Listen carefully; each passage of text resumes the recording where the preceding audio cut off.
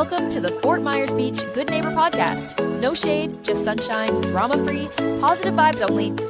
Each episode we bring you closer to the neighbors, local legends, and businesses that support the local community and make Fort Myers Beach the slice of paradise we all love.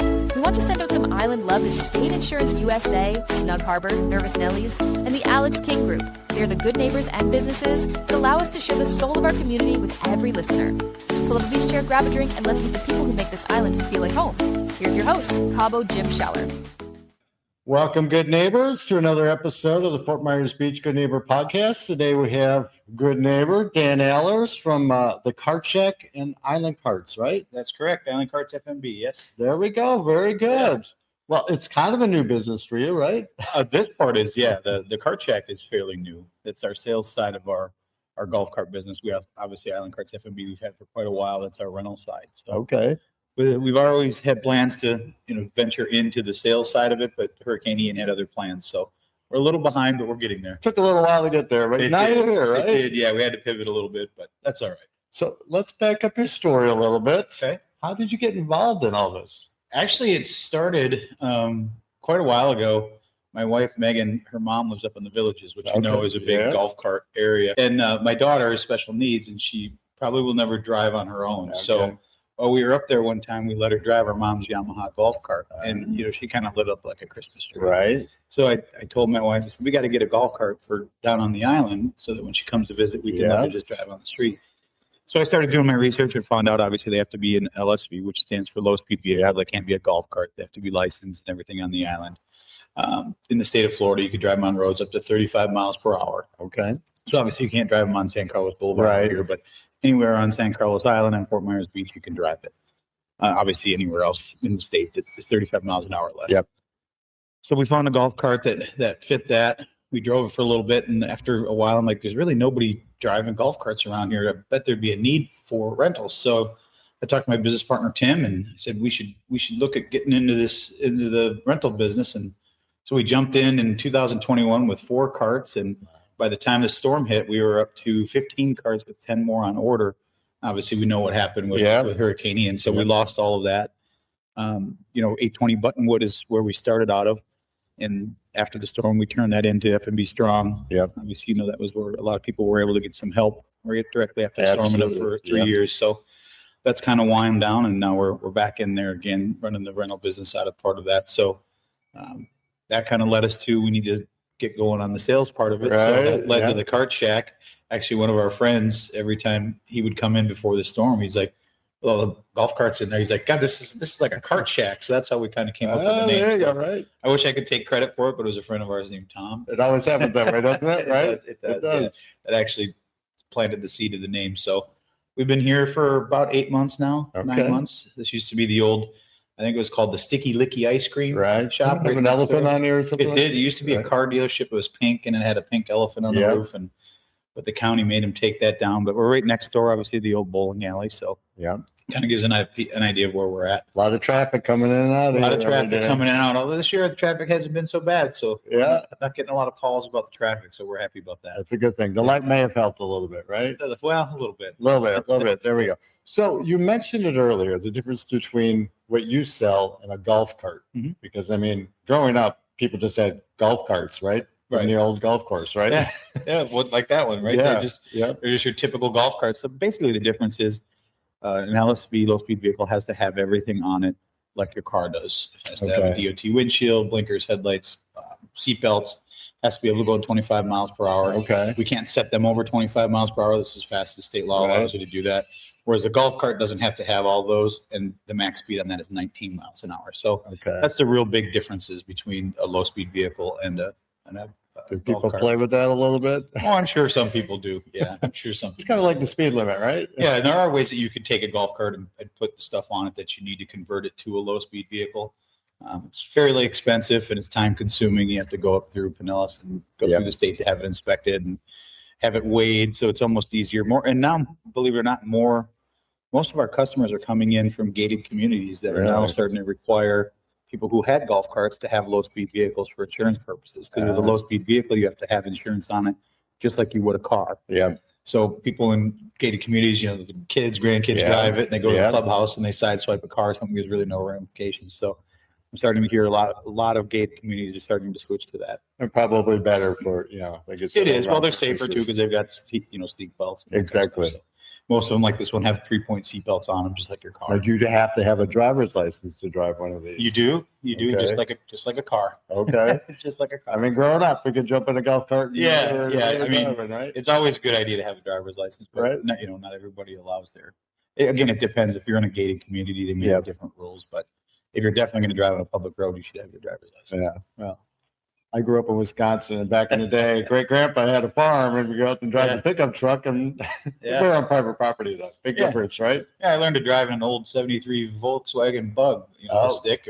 We also had a 3-on-3 Ford pickup truck at my dad's place. So same thing. We drive back from the farm or whatever. So yeah, it's a lot different now. A friend of mine had an old Bug in high school, and we would pick up all the basketball players and take us to practice. Yeah. So it was literally like a clown car. We'd all get in this little VW Bug in the middle of winter, and we'd be scraping the window on the inside because the defrost never worked. Yeah. My first car was a '73 Plymouth Volare. I bought it for $400.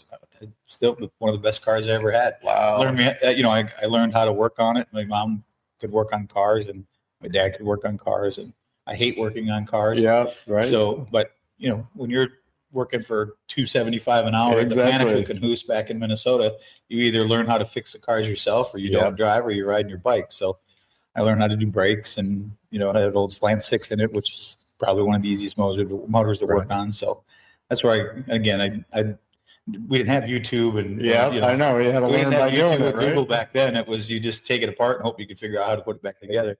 There were no smartphones. If you needed to take pictures, it was a Polaroid, or you were taking the pictures and taking them into the Walgreens. And I had to ask your dad or grandpa, what do I do now? And the answer was always the same: figure it out. Yeah, right. So that's crazy. Yeah, I had a '78 Caprice Classic. Yeah, and that was a boat. It was a boat. It was a big solid car. Yeah, and I think I had it back when I was in college, and we got rear-ended by a brand new Cutlass. Oh yeah. Tore his whole front hood up and everything, and scraped the bumper on our thing. Scraped our bumper sticker. Didn't break a taillight. Didn't break anything. That was a solid car back then. They don't make them like that anymore. No. I love old cars, but they're just not practical. Yeah, I'm more of a resto mod guy now, so I like the old look with the new drivetrains. Right. Modern, but still looks old. What's your favorite right now?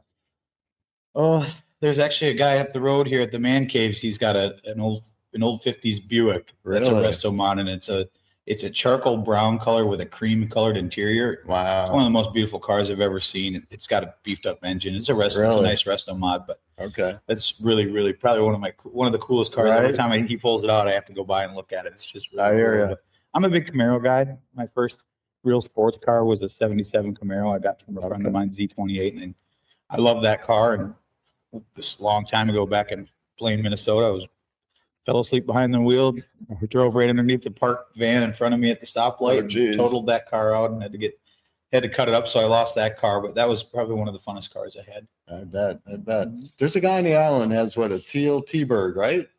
I see him drive a convertible, right? Yeah, over at Parrot Key here, they have a car show every month, and so I get to see all the cars driving by, going in and coming out. So there's always really cool cars to go see over there. I think it's the first Wednesday of the month. Yep. Yeah. I think that's what it is. But it's pretty fun. Yeah. My dad was a T-Bird guy, so I got got a little charm to that. And who doesn't want to take a convertible to the beach, right? Well, exactly. It's funny is that you see all the people who like the Ford Mustang guys are not Camaro guys. Yeah. Camaro guys. Yeah. I've always wanted a 1969 DZ302 Camaro, but they're very hard to find just because of the motor that goes in it. So, someday maybe. If I sell enough golf carts, there you go. Come on and buy a golf cart. Buy a golf cart. Help me get to my DZ302. Right. So you said you're from Minnesota originally. I am, yeah. What brought you down here? I was just tired of winters. Actually, it's a funny story. A friend of mine had been vacationing here. I knew about Fort Myers because the Twins played down here, but I'd never been to Fort Myers Beach. And a friend of mine had been visiting here forever. And another friend that owned a paper called the Night Times. Anybody from Minnesota that remembers the Night Times, Johnny Klein owned that. And he and his wife, she worked for Sun Country, so they wouldn't be able to fly down there. So they would always get a place down in Marco Island. So one time my ex and I came down to Marco Island, and we drove up here to take the ferry down to Key West on the Key West Express. Other than that, I'd never been to Fort Myers Beach and know anything about it. But a friend of mine had been coming here for a long time. And she's like, I'm selling my house and I'm moving down to Fort Myers Beach. So she moved down to Fort Myers Beach. And at the time I knew that I was going to leave Minnesota. I was either going to go to Colorado or wasn't exactly sure. So I'd actually put in for a transfer to go to Colorado. And out of the blue, my friend called and said, hey, I got a 2-bedroom place down here. Do you want to come check it out? So I had taken a month off of work. Sure. So I loaded everything up that fit my car and came over the bridge and never left. Just fall in love with that view. So then I transferred from Colorado out to here and started working in Fort Myers and just never left. And eventually ended up meeting my wife, Megan, at the old Shamrock. Right. Yeah. Right. So missed that place yesterday. Yeah. I know. Yeah, we sure did. But it's all right. Hopefully somebody will build that back. Yeah. So we had one of our previous former town managers, Keith Wilkins, actually found a really cool old picture. He found out that that's where we had met. Oh, really? And before he left to go back and retire, he actually gave us a really nice picture that we got hanging on the wall at the house. That's very cool. Of the Shamrock before it was destroyed. So, yeah, it's pretty cool. A lot of good memories with that place for sure. A lot of good memories. That's just, I've been here since 2012. So the memories even before that are, right. To hear about. I moved down in 89. I do. So you know a lot more than I do, probably. A little different, right? Things are, it's changed a lot, and it's going to change moving forward a little bit. But it's going to be better. It will. Yeah. Hopefully it doesn't stay cold like it is today. I'm tired of the cold weather. I moved down to get away from that. From Wisconsin here, from Minnesota, we don't shovel snow anymore. No, we don't get that. We just had a friend of ours that was in town for the St. Patrick's Day parade that was at the airport for the last 2 days because of all the snow that's going on up in Wisconsin. And they just got back 7 hours ago. Wow. So they've been waiting there for 2 days. Yeah, my mom's up in Spooner, which is right across the border in Wisconsin there. And talked to her the other day and she had 12 inches. She goes, it's still snowing. I'm like, Mom, you want to come down? No, I'm good. I'm like, well, you just stay inside. Don't go anywhere. I know. The people from Minnesota are probably laughing at the way I'm dressed right now, but it's cold out there. I know, 55 degrees out this morning when I got here. I'm with you. I've been down here long enough. It gets below 80. I'm in pants and shorts and sweatshirt. It was funny. My roommate at the time before I moved down here, so I wanted to wait, till my daughter was old enough to understand why I was moving. So I moved down here and I was going to give my brothers all my stuff. They got my snowmobiles, trailers, all that kind of stuff. And all my construction equipment, all that was gone. And I was going to give away all my warm sweatshirts. And a friend of mine, my roommate, she's like, you don't want to get rid of it. It does get cold down there. Right. It's Florida. You don't know what you don't know. And of course, that first year it got into the low 30s in December. Right.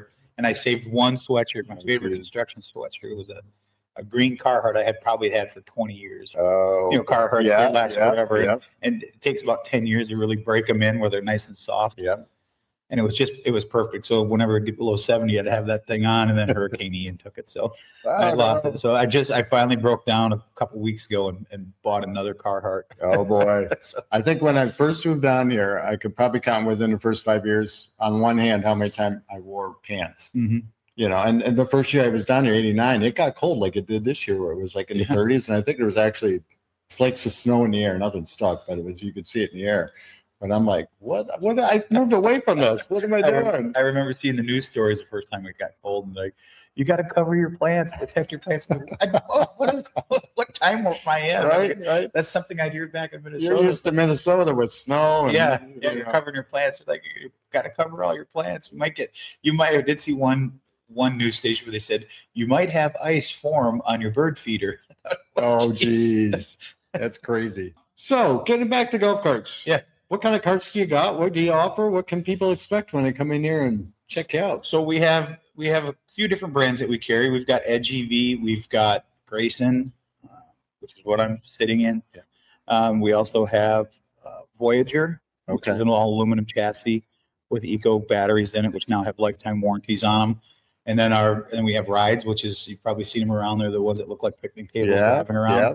We've got Rides. It's an all aluminum, stainless steel made golf cart.